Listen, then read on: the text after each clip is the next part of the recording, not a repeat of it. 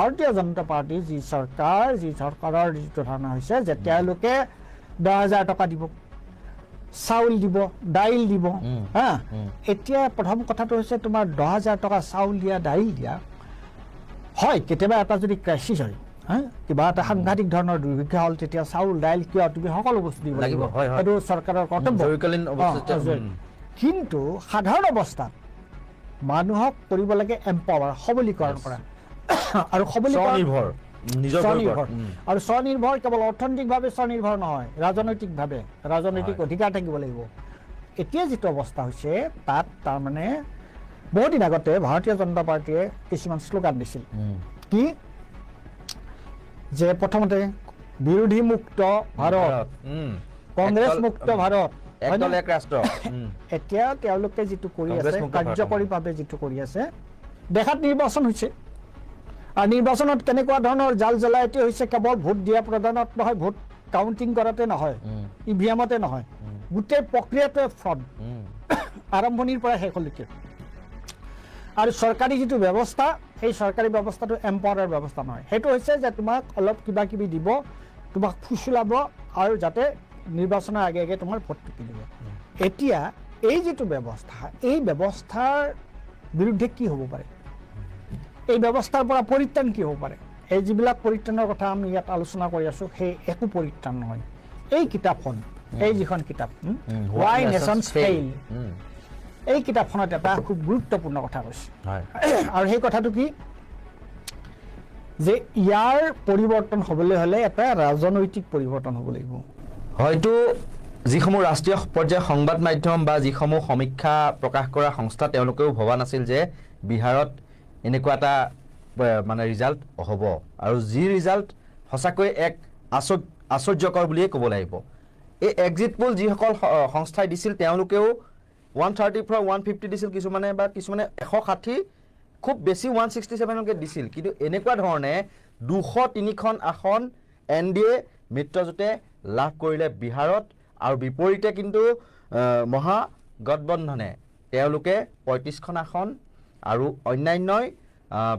প্ৰায় 5খন আসন লাভ কৰিবলৈ সক্ষম হ'ল। আৰু এই ক্ষেত্ৰত এনেকুৱা ধৰণৰ এটা নভবা নিচিন্তা ৰিজাল্ট বতাহ বলিছিল কাৰ ফালে, ৰিজাল্ট হ'লগৈ কি? এয়া সঁচাকৈ আশ্চৰ্যজনক নহয়নে? কি এনেকুৱা ৰহস্য লুকাই থাকিব পাৰে, বা কি মেজিকৰ বলত এনেকুৱা ধৰণে এক ৰিজাল্ট লাভ কৰিলে, সেয়া আমি সবিস্তাৰে আজি আমাৰ এই বিশেষ অনুষ্ঠান সাময়িকীত আলোচনা কৰিম। প্ৰত্যেক দিনাৰ দৰেই মোৰ সৈতে আছে নৰ্থ ইষ্ট নাওৰ মুখ্য সম্পাদক পৰেশ মালাকাৰ ডাঙৰীয়া। আৰু প্ৰথমতেই মই আপোনাৰ ওচৰলৈ আহিছোঁ, যিখন বিহাৰৰ প্ৰতিচ্ছবি বা যিটো ফলাফল আপুনি দেখিলে, কি ভাবে বা কি ক'ব? এনেকুৱা এটা ৰিজাল্ট হ'ব বুলি ভাবিছিল নে আপুনি? কি ক'ব সমগ্ৰ বিষয়? এতিয়া এইটো সন্দৰ্ভত আচলতে কথা ক'বলৈ এতিয়া অকণমান চিন্তাৰ বিষয় হৈছে, কিয়নো প্ৰথম যেতিয়া বিহাৰত ভোট চুৰিৰ কথাটো ওলাইছিল, আৰু সকলোৱে তেতিয়া আলোচনা কৰিছিল যে এইবাৰ বতাহটো বেলেগ ধৰণে বলিছিল। কিন্তু তাৰপিছত আমি আকৌ দেখা পালোঁ যে ঠিক নিৰ্বাচনৰ নিৰ্বাচন ওচৰ চাপাৰ লগে লগে এই ভোট চুৰিক লৈ ৰাহুল গান্ধী বা তেজস্বী যাদৱে যিটো উত্তেজনা বা মানুহৰ মাজত যি ধৰণৰ এটা জাগৰণ এটা আনিছিল, সেই জাগৰণটো আমি কিন্তু অলপ স্থিমিত হোৱা দেখা পালোঁ। আৰু তাৰপিছত বিজেপিৰ কথাটোতো ক'বই নালাগে, তেওঁলোকে কি ধৰণৰ হেৰি কৰিছে। গতিকে এনেকুৱা এটা অনুভৱ হৈছিল যে হয়তো বিজেপি NDA জিকিব, কিন্তু তেওঁলোকৰ মাজত এটা যথেষ্ট ভাল প্ৰতিযোগিতা এটা হ'ব, সেইটো ভবা হৈছিল। আৰু যেতিয়া এক্সিট পোলবিলাক ওলাইছিল, এক্সিট পোল ওলাওঁতে তেতিয়া কথাটো অলপ বেলেগ ধৰণৰ হৈ গৈছিল, যে মানে সকলোৱে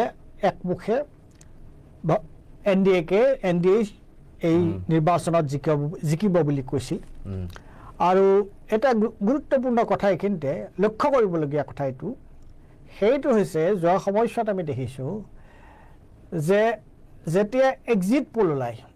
এক্সিট পোলত যেতিয়া বিজেপি জিকিব বুলি কয় তেতিয়া বিজেপি জিকাটো প্ৰায় নিশ্চিত যোৱা সময়ছোৱাৰ কথা আৰু যেতিয়া কংগ্ৰেছ বা এই যিটো মহাগঠবন্ধন ইণ্ডিয়া এলায়েন্স জিকিব বুলি কয় তেতিয়াও কিন্তু আকৌ বিজেপি জিকে গতিকে এইবোৰ গুৰুত্বপূৰ্ণ প্ৰশ্ন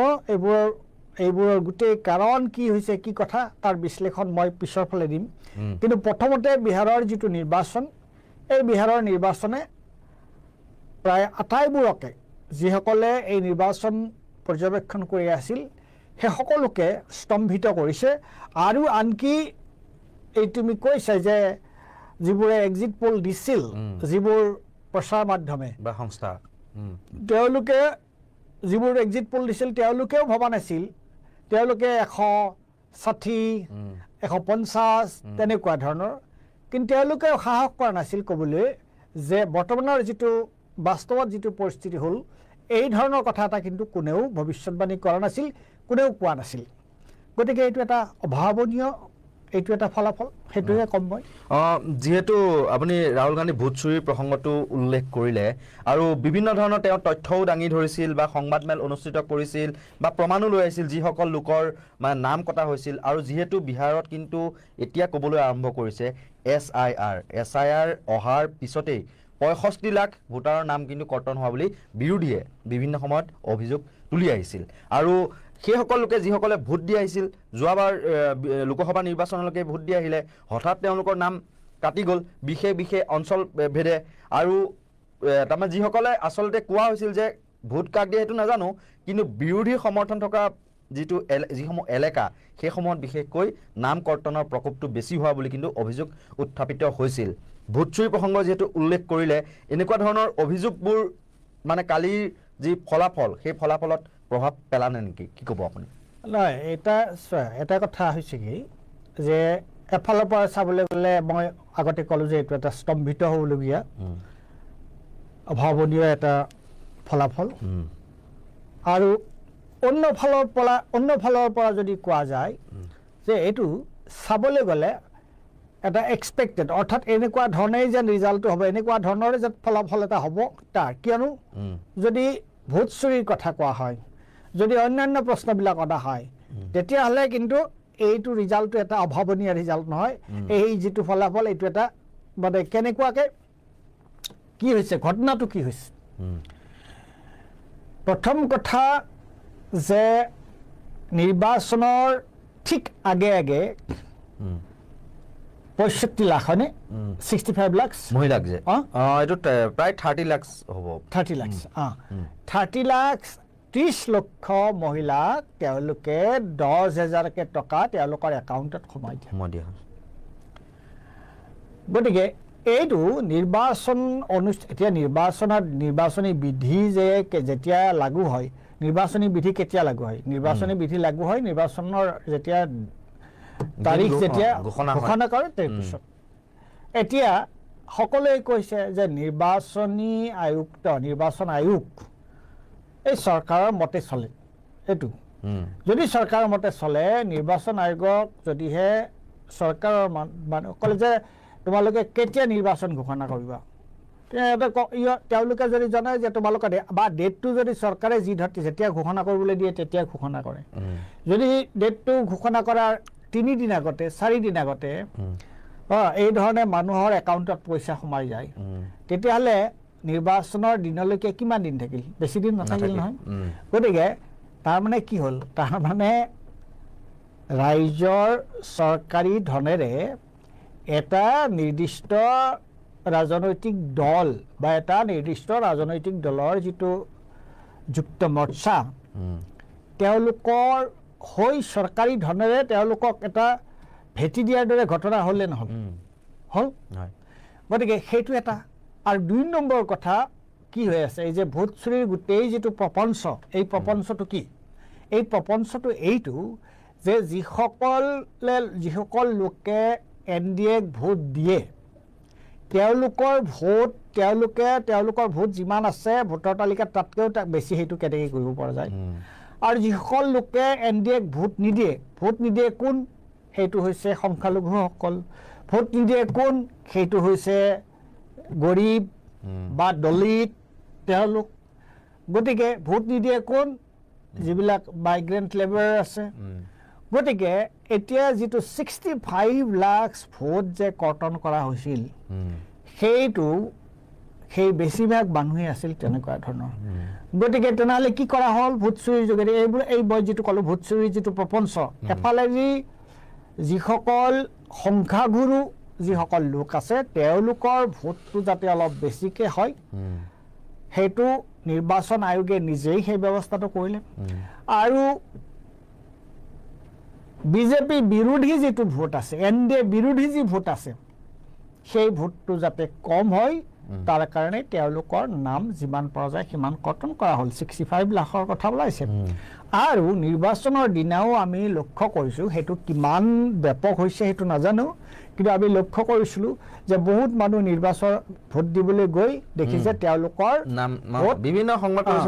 প্ৰকাশ পাইছে আমি যে তেওঁলোকৰ নাম ভোটৰ তালিকাত নাই তে সেই মুহূৰ্তত তেওঁলোকে একো কৰিব নোৱাৰে এঘৰৰ যদি 10টা ভোট আছে তাৰ 4টা ভোটৰ তালিকাত নাম আছে আৰু 6টা ভোটৰ তালিকাত নাম নাই গতিকে তেওঁলোক বঞ্চিত হ'ল আৰু সেই সময়ত তেওঁলোকৰ হাতত কৰিবলগীয়া একো নাথাকে নিশ্চয়কৈ এতিয়া মানে যিহেতু এইবিলাক দেখিবলৈ পোৱা গ'ল আপুনি এটা উদাহৰণ দিলে যে যিসকল জীৱিকা দিদি বুলি তেওঁলোকে নাম দিছিল অসমত যেনেকৈ লাখপতি বাইদেউ এতিয়া একাউণ্টক 10,000 টকাকৈ মহিলাক সোমোৱাই দি আছে আৰু এটা আঁচনি কিন্তু তেওঁলোকে দুটা আঁচনি বিশেষকৈ লৈছিল মই উল্লেখ কৰি থওঁ এইখিনিতে দৰ্শকসকলৰ প্ৰতি যে যি 400 টকাৰ পেঞ্চন লাভ কৰি আছিল বৃদ্ধ পেঞ্চন হঠাৎ 1100 টকালৈ বৃদ্ধি কৰি দিয়া হ'ল আৰু লগতে জুলাই মাহত চলিত বৰ্ষৰ জুলাই মাহত 35% যুৱতীৰ বাবে চাকৰিৰ ক্ষেত্ৰত বা শিক্ষাৰ ক্ষেত্ৰত আসন সংৰক্ষণ কৰিলে আৰু মহিলাৰ যিহেতু ফেক্টৰ এটা আৰু কিং মেকাৰ হিচাপে কিন্তু তাৰমানে থিয় দিলে এইবিলাক কামৰ বাবে আৰু এই ক্ষেত্ৰত আৰু এটা কথা কিন্তু মানে এইটো মই উল্লেখে কৰি থলোঁ যে বিৰোধীয়ে একাংশ ক'বলৈ ধৰিছে যে কিবা মেনুপুলেট হৈছে গোটেই প্ৰক্ৰিয়াটো ইলেকশ্যন প্ৰক্ৰিয়াটো আপুনিও তেনেকৈ ভাবেনে কিবা মেনুপুলেট হোৱা যেন অনুভৱ কৰে বা সন্দেহ সেইটো চোৱা প্ৰথম কথাটো হৈছে কি যে ইলেকশ্যন প্ৰক্ৰিয়া মেনিপুলেশ্যন ইলেকশ্যন প্ৰক্ৰিয়াৰ তাক মানে বিসংগতি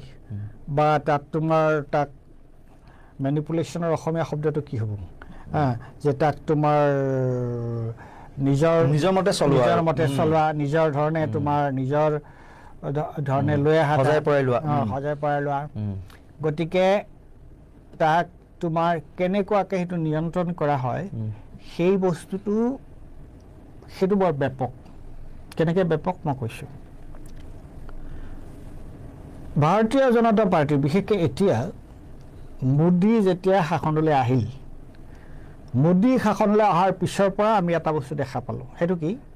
যে তেওঁলোকৰ যিবোৰ পলিচি তেওঁলোকে যিবোৰ নীতি গ্ৰহণ কৰে সেই নীতি গ্ৰহণ তেওঁলোকে চৰকাৰ গঠন কৰা দিনৰ পৰা চৰকাৰৰ যি অন্তিম দিন তেতিয়ালৈকে তেওঁলোকৰ মুখ্য লক্ষ্য হৈছে যে এবাৰ নিৰ্বাচনত তেওঁলোক জিকিলে নহয় অহাবাৰ নিৰ্বাচনত তেওঁলোকে কি কৰিলে অহাবাৰ নিৰ্বাচনতো জিকিব পাৰে গতিকে তেওঁলোকৰ মানে বছৰত 336 days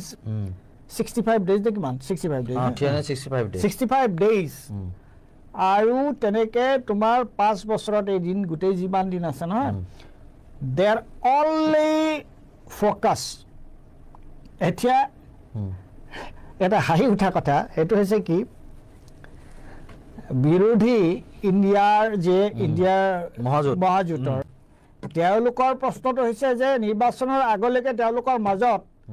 কোন থাকিব কাৰ লগত কি থাকিব কাক কিমান আসন দিব সেই ধৰণৰ কথা আৰু এওঁলোকৰ কথাটো হৈছে 5 বছৰ নিৰ্বাচনত জিকাৰ পিছৰ পৰা চৰকাৰ গঠন কৰাৰ পিছৰ পৰা নেক্সট ইলেকশ্যনটো যেতিয়া আহিব তেতিয়ালৈকে তেওঁলোকৰ কামটো হৈছে যে এটাই ফ'কাছ যে কেনেকুৱাকৈ পিছৰ নিৰ্বাচনটোত জিকিব পৰা যায় এইটো প্ৰশ্নটো এইটো নহয় যে আমি চৰকাৰলৈ আহিলোঁ আহি তেতিয়া আমি এইবোৰ চব পাহৰি গ'লোঁ যে নিৰ্বাচনৰ কথাটো পাহৰি গ'লোঁ আমি ৰাজ্যখনৰ সামগ্ৰিক উন্নয়নৰ কাৰণে আমি চিন্তা কৰিম নিৰ্বাচনৰ আগে আগে বাৰু আমি নিৰ্বাচনত কনচেনট্ৰেট কৰিম ভাৰতীয় জনতা পাৰ্টিৰ যিখন ব্যাকৰণ সেই ব্যাকৰণ বেলেগ ভাৰতীয় জনতা পাৰ্টিৰ ব্যাকৰণখন হৈছে কি যে তেওঁলোক যিদিনা ক্ষমতালৈ আহিব তাৰ পিছদিনাৰ পৰা তেওঁলোকে নেক্সট যেতিয়া নিৰ্বাচন হ'ব তেতিয়ালৈকে তেওঁলোকৰ এটাই কাম এটা আৰু মাত্ৰ এটাই কাম সেইটো হৈছে নিৰ্বাচনত কেনেকৈ জিকিব লাগিব তেওঁলোকৰ যিবোৰ পলিচি তেওঁলোকে ল'ব যিবোৰ নীতি নিৰ্ধাৰণ তেওঁলোকে কৰিব সেই সকলো নীতি নিৰ্ধাৰণৰ উপলক্ষ্য হৈছে নিৰ্বাচনটো যেতিয়া নিৰ্বাচন আহিব সেই নিৰ্বাচনত তেওঁলোকে কেনেকৈ ভোটটো পাব কেনেকৈ নিৰ্বাচনত জিকিব তাৰ পৰিকল্পনা আৰু এই পৰিকল্পনাটো তেওঁলোকে কেনেকৈ কৰে এই পৰিকল্পনাটো তেওঁলোকে কৰে দুটা মূল হাতিয়াৰ তেওঁলোকৰ তিনিটা তেওঁলোকৰ হাতিয়াৰ এটা হৈছে তেওঁলোকৰ যিটো মেইন পলিটিক্স সেইটো হৈছে এটা বিভাজনৰ যিটো পলিটিক্স সেইটো কিন্তু মেইন বুলি মই নকওঁ সেইটো এটা 2 নম্বৰটো হৈছে যে ষ্টেট পাৱাৰ ৰাষ্ট্ৰযন্ত্ৰটো কেনেকুৱাকৈ ব্যৱহাৰ কৰিব লাগিব সম্পূৰ্ণৰূপে নিজৰ নিয়ন্ত্ৰণত ৰাখি ষ্টেট ইণ্ডিপেণ্ডেণ্ট নহয় ষ্টেট মেচিনাৰী তেওঁলোকে ব্যৱহাৰ কৰিব আৰু ষ্টেট মেচিনাৰী বুলি কোৱাৰ লগে লগে এতিয়া ইলেকশ্যন কমিশ্যন তাৰ ভিতৰত সোমাই গ'ল সেইটো তাৰপিছত কি আহিল তাৰপিছত আহিল তোমাৰ এই কি বুলি ক'লা তুমি জীৱিকা দিদি তাৰপিছত আহিল যিটো কথা মই আগতে কৈছোঁ তাৰপিছত আহিল যে ষ্টেটৰ যিটো ফাণ্ড চৰকাৰী যিটো পইচা সেই চৰকাৰী পইচাৰে তেওঁলোকে ভোট কিনাৰ কাৰণে তেওঁলোকে সেই চৰকাৰী পইচা কেনেকৈ ব্যৱহাৰ কৰিব গতিকে কি হ'ল তিনিটা এটা হ'ল এটা বিভাজনবাদী পলিটিক্স বিভাজনৰ পলিটিক্স য'ত গুড গভৰ্নেন্স বা এইবিলাক প্ৰশ্ন নাই তাত হৈছে কি যে ইউ হেভ টু ডিভাইড দি ভোটটো বিভাজন কৰিব লাগিব সংখ্যাগুৰুক তুমি তোমাৰ লগত ৰাখিব লাগিব আৰু সংখ্যালঘুকো বিভিন্ন ধৰণে তোমাৰ ভয় ভীতি প্ৰদৰ্শন কৰি বা অলপ উপঢৌকন দি তেওঁলোকৰ ভোটো নিজৰ হাতলৈ আনিব লাগিব আৰু তাৰপিছত যিটো মই ক'লোঁ যে তোমাৰ ৰাষ্ট্ৰযন্ত্ৰ যিটো সেইটো ব্যৱহাৰ কৰিব লাগিব আৰু চৰকাৰী যিটো ৰাজহ যিটো পইচা সেইটো ভোট কিনাত ব্যৱহাৰ কৰিব লাগিব গতিকে আমি যদি দেখা চাওঁ এই কথাটোৱে ঘটি আছে এই কথাটো তীব্ৰৰ পৰা তীব্ৰতৰলৈ গৈ আছে প্ৰথম আমি লক্ষ্য কৰিলোঁ সেইটো ক'ত হাৰিয়ানা তাৰপিছত আমি লক্ষ্য কৰিলোঁ ক'ত মহাৰাষ্ট্ৰ তাৰপিছত ক'ত লক্ষ্য কৰিলোঁ আমি এতিয়া বিহাৰ প্ৰথমতে মহাৰাষ্ট্ৰত 2100 টকা তাৰপিছত হাৰিয়ানাতো একেই এতিয়া 10000 টকা কৰি পেলালে এতিয়া আমি দেখা পালোঁ বিহাৰত এইটোৱে হৈছে তেওঁলোকৰ মানে কেনেকুৱাকৈ তেওঁলোকৰ একমাত্ৰ তেওঁলোকে জানে যে আমি যদি ক্ষমতাত থাকিব লাগে তেতিয়াহ'লে ক্ষমতা মানে হৈছে ৰাষ্ট্ৰযন্ত্ৰটোৰ আমি নিয়ন্ত্ৰণ থাকিব লাগে তেতিয়াহ'লে ৰাষ্ট্ৰযন্ত্ৰৰ নিয়ন্ত্ৰণ থাকিবলৈ হ'লে আমাক মানুহে ভোট দিব লাগিব আৰু ভোট যদি দিব লাগে তেতিয়াহ'লে মানুহৰ ভোটটো আমি কেনেকুৱাকৈ পাম তাৰ ব্যৱস্থাটো আমি কৰিব লাগিব আৰু আমাৰ শাসনত থকা গোটেই সময়খিনি আমাৰ কাম হ'ব সেইটো এতিয়া আমাৰ ইয়াতে হিমন্ত বিশ্ব শৰ্মাৰ গোটেই সময়খিনিত কামটো কি হৈছে গোটেই সময়খিনিৰ কামটো হৈছে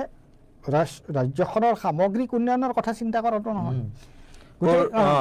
মচুৰ দাইল দিছে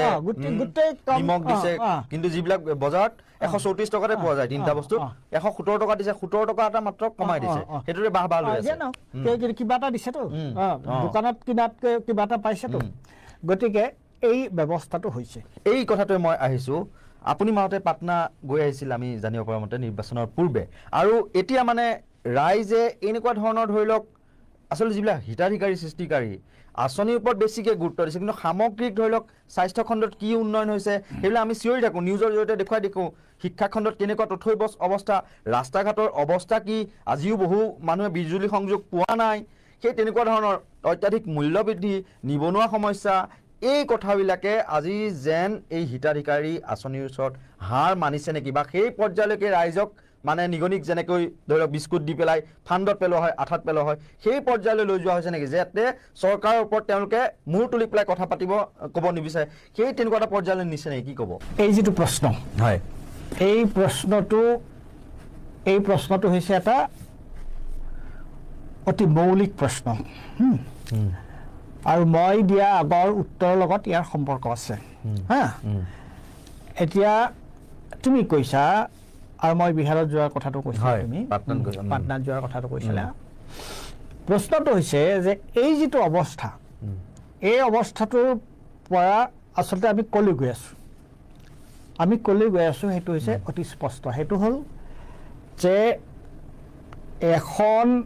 দেশৰ বা এখন ৰাজ্যৰ সৰ্বাংগীন উন্নয়নৰ কথা যিটো আমি কওঁ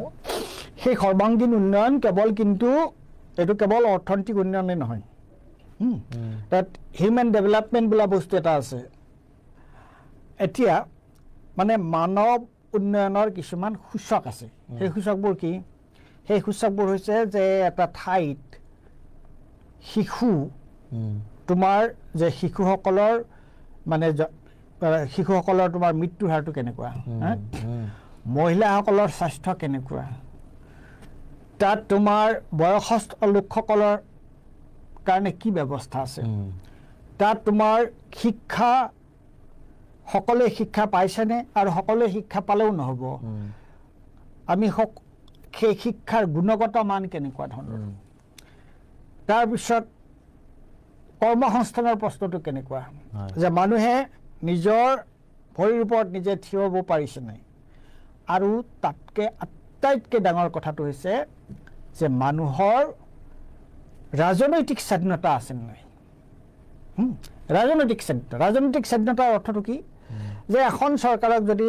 ৰাইজে বেয়া পাইছে যে সেইখন চৰকাৰ উফৰাই বেলেগ এখন চৰকাৰ তালৈ আনা অৰ্থাৎ যিটো আইনৰ শাসন বুলি কওঁ যিটো আমি সাংবিধানিক প্ৰমূল্যৰ কথা বুলি কওঁ এই বস্তুবিলাক আছে নাই অৰ্থাৎ এই ৰাজনৈতিক যিটো মানুহৰ যিটো ৰাজনৈতিক যিটো অধিকাৰ সেইটো আছে নাই এতিয়া যদি আমি চাওঁ ভাৰতবৰ্ষত কি হৈ আছে এতিয়া তুমি ভাৰতবৰ্ষত চাবা এখন ৰাজ্যৰ পিছত এখন ৰাজ্যত য'ত বিজেপিৰ শাসন ধাৰাবাহিকভাৱে আছে তাত কিন্তু মানুহৰ এই ৰাজ্যৰ যিটো মানুহে গুজৰাট মডেলক কিয় উপলুঙা কৰে গুজৰাট মডেলক উপলুঙা কৰে কি কাৰণে যে তাত এই বস্তুবিলাক কেনেকুৱা ধৰণৰ এই হিউমেন ডেভেলপমেণ্টৰ ইণ্ডেক্সবোৰ কি শিক্ষাত কেনেকুৱা ধৰণৰ হৈছে চৰকাৰী শিক্ষাৰ ব্যৱস্থাটো কি স্বাস্থ্য খণ্ডৰ ব্যৱস্থাটো কি তাত মহিলাৰ তোমাৰ এই কি মহিলা বুলি কয় এইবোৰ গৰ্ভৱতী মহিলাৰ অৱস্থাটো কি নৱজাতকৰ অৱস্থাটো কি সেইটো এই বস্তুবিলাক কেনেকুৱা আৰু নম্বৰ 1 তাত মানুহৰ ৰাজনৈতিক অধিকাৰ তাত আছে নাই নে তাৰ ওপৰত কিবা এটা চাপ সৃষ্টি কৰা হৈছে এতিয়া ভাৰতীয় জনতা পাৰ্টি যি চৰকাৰৰ যিটো ধাৰণা হৈছে যে তেওঁলোকে 10,000 টকা দিব চাউল দিব দাইল দিব এতিয়া প্ৰথম কথাটো হৈছে তোমাৰ 10,000 টকা চাউল দিয়া দাইল দিয়া হয় কেতিয়াবা এটা যদি ক্ৰাইচিছ হয় কিবা এটা সাংঘাতিক ধৰণৰ দুৰ্ভিক্ষ হ'ল তেতিয়া চাউল দাইল কিয় তুমি সকলো বস্তু দিব লাগিব সেইটো চৰকাৰৰ কৰ্তব্য কিন্তু সাধাৰণ অৱস্থাত মানুহক কৰিব লাগে এম্পাৱাৰ সবলীকৰণ কৰা আৰু সবলীকৰণ আৰু স্বনিৰ্ভৰ কেৱল অৰ্থনৈতিকভাৱে স্বনিৰ্ভৰ নহয় ৰাজনৈতিক অধিকাৰ থাকিব লাগিব এতিয়া যিটো অৱস্থা হৈছে তাত তাৰমানে বহুত দিন আগতে ভাৰতীয় জনতা পাৰ্টীয়ে কিছুমান শ্লোগান দিছিল কি যে প্ৰথমতে বিৰোধী মুক্ত ভাৰত কংগ্ৰেছ মুক্ত ভাৰত এতিয়া তেওঁলোকে যিটো কৰি আছে কাৰ্যকৰীভাৱে যিটো কৰি আছে দেখাত নিৰ্বাচন হৈছে আৰু নিৰ্বাচনত কেনেকুৱা ধৰণৰ জাল জলাইটি হৈছে কেৱল ভোট দিয়া প্ৰদানত নহয় ভোট কাউণ্টিং কৰাতে নহয় ইভিএমতে নহয় গোটেই প্ৰক্ৰিয়াটোৱে ফ্ৰড আৰম্ভণিৰ পৰা শেষলৈকে আৰু চৰকাৰী যিটো ব্যৱস্থা সেই চৰকাৰী ব্যৱস্থাটো এম্পাৱাৰৰ ব্যৱস্থা নহয় সেইটো হৈছে যে তোমাক অলপ কিবা কিবি দিব তোমাক ফুচুলাব আৰু যাতে নিৰ্বাচনৰ আগে আগে তোমাৰ ভোটটো কিনিব এতিয়া এই যিটো ব্যৱস্থা এই ব্যৱস্থাৰ বিৰুদ্ধে কি হ'ব পাৰে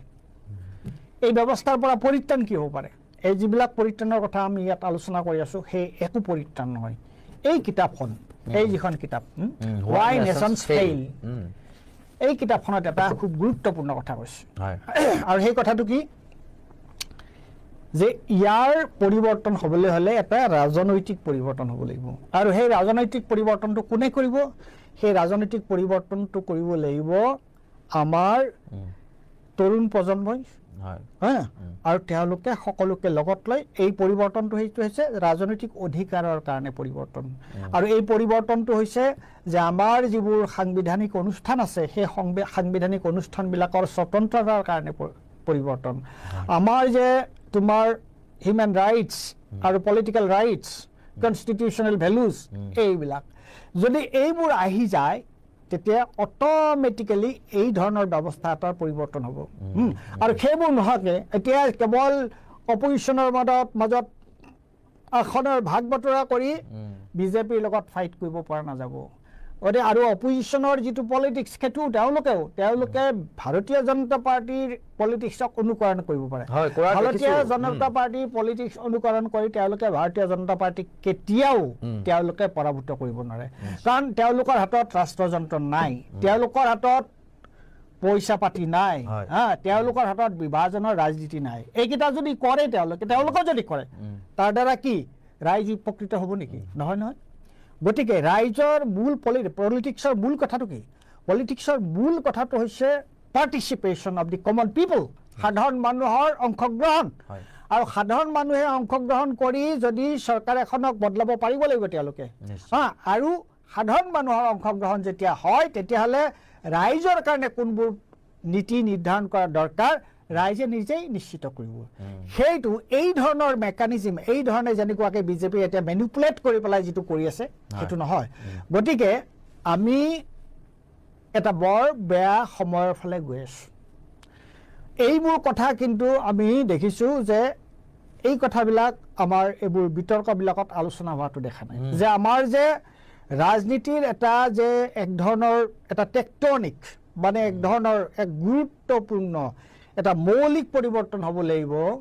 সেই কথাটো আলোচনা হোৱা নাই আৰু ভাৰতীয় জনতা পাৰ্টিয়ে কিন্তু আমাক সেই প্ৰশ্নতে চকুৰ আগত আনি দিছে যে নিৰ্বাচন হ'ব কিন্তু নিৰ্বাচনত কোন জিকিব আগতে নিশ্চিত হৈ থাকিব গতিকে তোমাৰ এইটো যদি পৰিৱৰ্তন কৰিব লগা হয় এইটো পৰিৱৰ্তনৰ সম্ভাৱনা কেৱল এটাই আছে সেইটো হৈছে এটা গ্ৰাছৰুট লেভেলৰ পৰা তৃণমূল পৰ্যায়ৰ পৰা আৰম্ভ কৰা এটা ৰাজনৈতিক আন্দোলন যি ৰাজনৈতিক আন্দোলনে মানুহক এম্পাৱাৰ কৰিব টকা পইচা দি ভগাই এইবিলাকে একো কৰিব নোৱাৰে মানুহৰ মাজত এটা সচেতনতা আনিব লাগিব এটা ৰাজনৈতিক পৰিৱৰ্তন হ'ব লাগিব আৰু সেই ৰাজনৈতিক পৰিৱৰ্তন যেতিয়া হ'ব অলপ সময় বেছি লাগিব তেতিয়া এই ভাৰতীয় জনতা পাৰ্টিৰ এই যিটো কাৰসাজি এই কাৰসাজিটো তেতিয়া আৰু টিকি নাথাকিব মই সেইটোৱে কৈছোঁ